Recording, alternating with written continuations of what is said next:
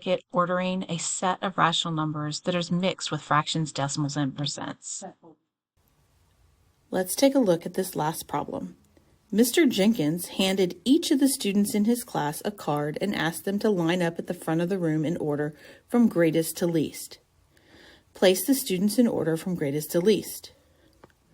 So we want to move these guys so that they're in the correct order at the front of the classroom. So we have a negative percent, a positive percent, 5/8, and negative 55 hundredths.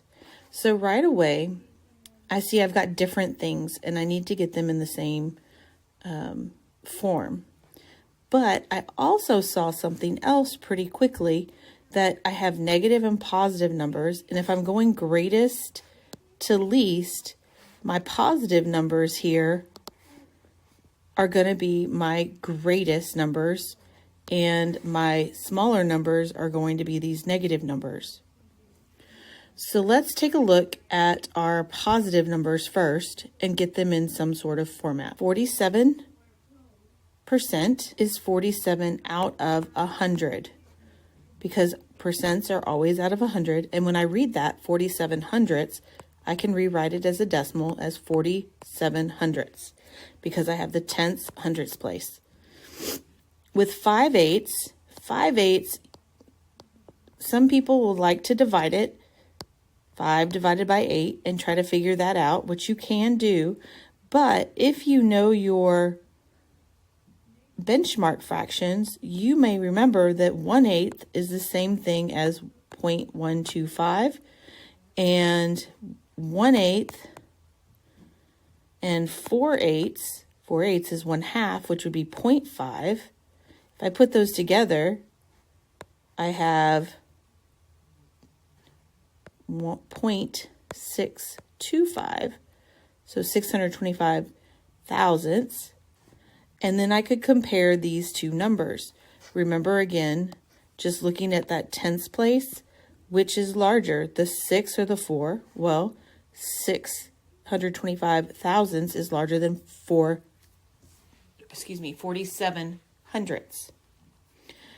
So that means Tasha would be the first one at the front of the line at the board. So Tasha would go first, and then we would have Rex. So we have our first two students lined up.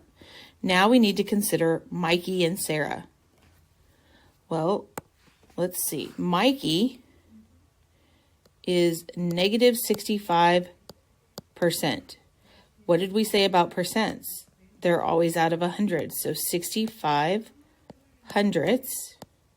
And when we write hundredths in a decimal form, that would be negative 65 hundredths, tenths, hundredths. And we're comparing that to negative 0.55 hundredths. So 6 again is larger than our 5 in our tenths place. So negative 65. Wait, does that make sense? Let's take a look, because now we're talking about negative numbers. When I think about this on my number line, I would have 0 here, negative 1 here, and 1 would be over here somewhere. So if I'm just considering to the left of 0, I know that halfway is about negative 0.5 or 5 tenths. So my first one, negative 55 hundredths, is going to be really close to that number. So that's my negative 55 hundredths. And then negative 65 hundredths would be a little bit further to the left of that. And what we know from our number line is that the further left, the smaller the number. So that means that our smallest number here is going to be negative 65 hundredths. So Mikey is our smallest number. So Sarah would be next after Rex, and then Mikey would be our last one in line at the board.